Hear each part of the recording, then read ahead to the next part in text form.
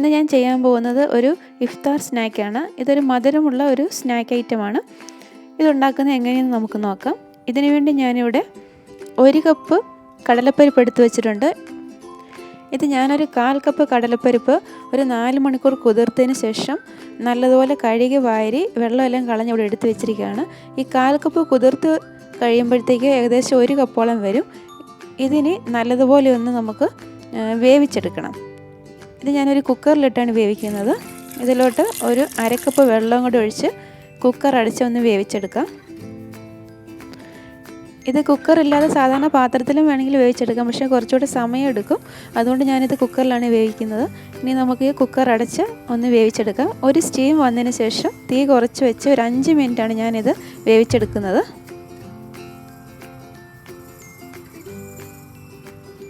ഇത് 5 മിനിറ്റ് വേവിച്ചതിന് ശേഷം ഞാൻ ഫ്ലെയിം ഓഫാക്കി അതിൻ്റെ സ്റ്റീമെല്ലാം പോയി കഴിഞ്ഞു. ഇനിയിപ്പോൾ നമുക്കിത് തുറന്ന് നോക്കാം. ഇതിപ്പം വെന്തിട്ടുണ്ടോ എന്ന് നമുക്കെടുത്ത് നോക്കാം.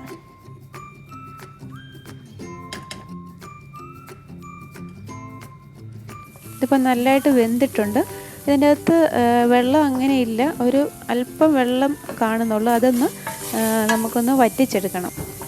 ഇനി ഗ്യാസ് ഒന്ന് ഓണാക്കിയിട്ട് ആ വെള്ളം ഒന്ന് വറ്റിച്ചെടുക്കാം. ഇപ്പം വെള്ളം നന്നായിട്ട് വറ്റിയിട്ടുണ്ട്. ഇനി നമുക്ക് ഫ്ലെയിം ഓഫാക്കാം. ഇനി ഈ മധുരമുള്ള അടയ്ക്ക് വേണ്ടിയുള്ള ഫില്ലിംഗ് ഒന്ന് റെഡിയാക്കി എടുക്കണം. അതിനുവേണ്ടി ഞാനിവിടെ ഒരു പാൻ ചൂടാകാൻ വെച്ചിട്ടുണ്ട്. അതിലോട്ട് ഒരു 1.5 ടേബിൾ സ്പൂൺ നെയ്യ് ഒഴിച്ചു കൊടുക്കാം.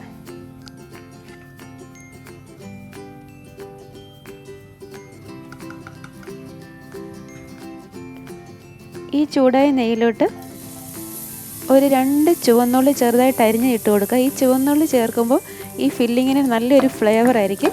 എന്നിട്ട് അത് നന്നായിട്ടൊന്ന് മൂപ്പിച്ചെടുക്കണം.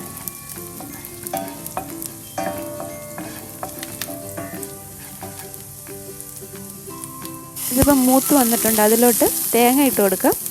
ഒരു 1/2 കപ്പ് തേങ്ങ ചിരകിയതാണ് ഞാൻ ഇതിലോട്ട് ഇട്ട് കൊടുത്തിരിക്കുന്നത്. അതും കൂടി ഇട്ടിട്ട് ഒന്ന് ചെറുതായിട്ട് റോസ്റ്റ് ചെയ്തെടുക്കണം.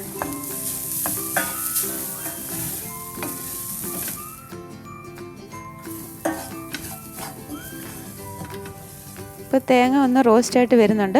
ഇതിലോട്ട് ഇനി മധുരത്തിന് ആവശ്യത്തിന് പഞ്ചസാര ഇട്ട് കൊടുക്കാം. ഞാനൊരു 4 ടേബിൾ സ്പൂൺ പഞ്ചസാരയാണ് ഇതിലോട്ട് ഇട്ട് കൊടുത്തിരിക്കുന്നത്. 4 തൊട്ട് 5 വരെ ടേബിൾ സ്പൂൺ ചേർക്കാം. അതിട്ടിട്ട് നന്നായിട്ടൊന്ന് മിക്സ് ചെയ്യാം. ഇനി ഇതിലോട്ട് 1/2 ടീസ്പൂൺ ഏലക്കാപ്പൊടിയും കൂടി ചേർത്ത് കൊടുക്കാം. പിന്നെ ഒരു നുള്ള് ഉപ്പും കൂടി ഇട്ട് കൊടുക്കാം. എന്നിട്ട് നന്നായിട്ടൊന്ന് മിക്സ് ചെയ്യാം.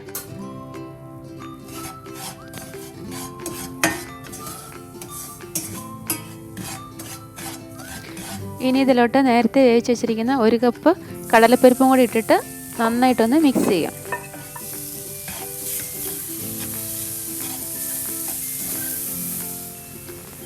ഇപ്പോൾ ഇതിൽ ചേർത്തിരിക്കുന്ന പഞ്ചസാര ഒന്ന് അലിഞ്ഞിട്ടുണ്ട്. അപ്പം ഈ ഫില്ലിങ് ഒന്ന് വെള്ളം പോലെയായിട്ടുണ്ട്. അത് കുഴപ്പമില്ല. ഇനി ഗ്യാസ് ഓഫാക്കാം. ഇതൊന്ന് തണുത്ത് വരുമ്പോഴത്തേക്കും അത് ഫില്ലിങ് ഡ്രൈ ആയിക്കോളും. ഇതൊന്ന് തണുത്ത് വരുമ്പോഴത്തേക്കും ഈ സ്വീറ്റ് അടയ്ക്ക് വേണ്ടിയുള്ള കവറിങ് ഒന്ന് തയ്യാറാക്കിയെടുക്കാം. അതിനുവേണ്ടി ഞാനിവിടെ 1 കപ്പ് മൈദ എടുത്തിട്ടുണ്ട്.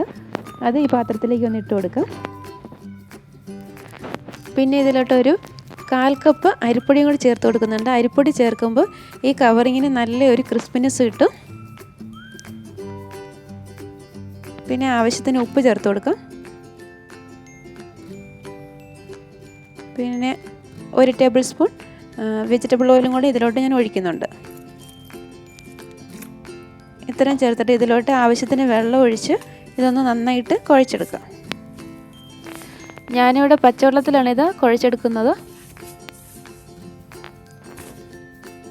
ഇതിപ്പോൾ മാവ് നന്നായിട്ട് കുഴച്ചെടുത്ത് വെച്ചിട്ടുണ്ട്. ഇതിനി ഒരു 10 മിനിറ്റ് അടച്ച് വെച്ച് കഴിഞ്ഞിട്ടാണ് ഞാനിത് പരത്തി അതിൻ്റെ കവറിങ് ഉണ്ടാക്കാൻ പോകുന്നത്.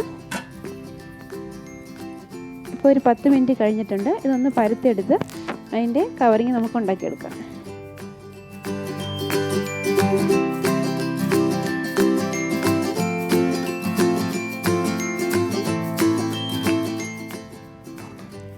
ഞാനിവിടെ ഇതൊരൊറ്റ വലിയ ഷീറ്റായിട്ട് പരത്തി വെച്ചിട്ടുണ്ട്. ഇതിൽ നിന്നിനി ഇതുപോലെ ഒരു അടപ്പോ അല്ലെങ്കിൽ ഒരു കട്ടർ ഉപയോഗിച്ച് ചെറിയ ചെറിയ സർക്കിളായിട്ട് അത് നമുക്ക് കട്ട് ചെയ്തെടുക്കാം.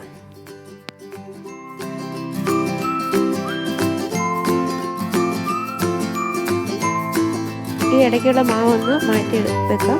അത് കളയേണ്ട കാര്യമില്ല. അത് വീണ്ടും കുഴച്ചെടുത്ത് ഇതുപോലെ തന്നെ പരത്തിയെടുക്കാവുന്നതാണ്. ഇനി ഇതിലോട്ട് ഫില്ലിങ് വെച്ച് കൊടുക്കുക. ഇപ്പോൾ ഈ ഫില്ലിങ് ഒന്ന് ഡ്രൈ ആയിട്ടുണ്ട്.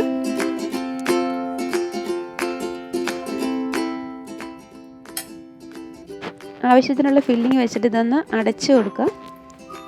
അടച്ചിട്ട് ഒന്ന് അതിൻ്റെ അറ്റം ഒന്ന് പ്രസ് ചെയ്ത് കൊടുക്കുക. എന്നിട്ട് ഞാനിവിടെ ഒരു ഫോർക്കിൻ്റെ അറ്റം കൊണ്ട് ഇതിങ്ങനെ പ്രസ് ചെയ്യുകയാണ്. നമ്മളിങ്ങനെ ഫോർക്കിൻ്റെ അറ്റം കൊണ്ട് ഇങ്ങനെ പ്രസ് ചെയ്യുമ്പോൾ നന്നായിട്ട് പ്രസ് ചെയ്യാൻ നോക്കണം, അല്ലെങ്കിൽ നമ്മളത് ഫ്രൈ ചെയ്യുമ്പോഴത്തേക്ക് അത് തുറന്നു പോകും. അതുപോലെ ബാക്കിയുള്ളത് ഇതുപോലെ തന്നെ ഫില്ലിങ് വെച്ച് റെഡിയാക്കി എടുക്കാം.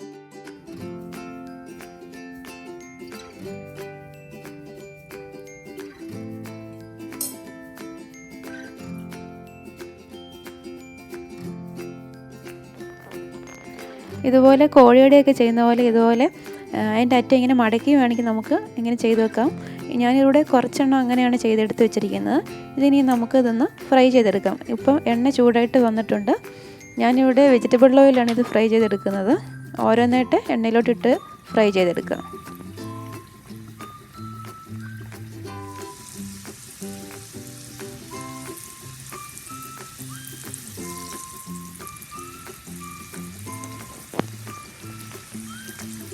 ഇതിപ്പം ഒന്ന് തിരിച്ചിട്ട് കൊടുക്കുക.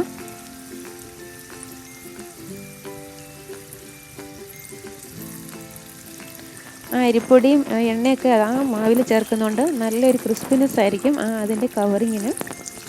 ഇത് പെട്ടെന്ന് തന്നെ ഫ്രൈ ആയി കിട്ടും. ഞാനിവിടെ ചെറിയ ചെറിയ അടകളാണ് ഉണ്ടാക്കിയിരിക്കുന്നത്. ഇതിപ്പം എടുക്കാറായിട്ടുണ്ട്. ഇതിനെ എടുത്ത് ഒരു ടിഷ്യൂ പേപ്പറിലേക്ക് മാറ്റാം. അതുപോലെ തന്നെ ബാക്കിയുള്ള ഈ മധുരമുള്ള അടകളും ഇതുപോലെ തന്നെ ഫ്രൈ ചെയ്തെടുക്കാം.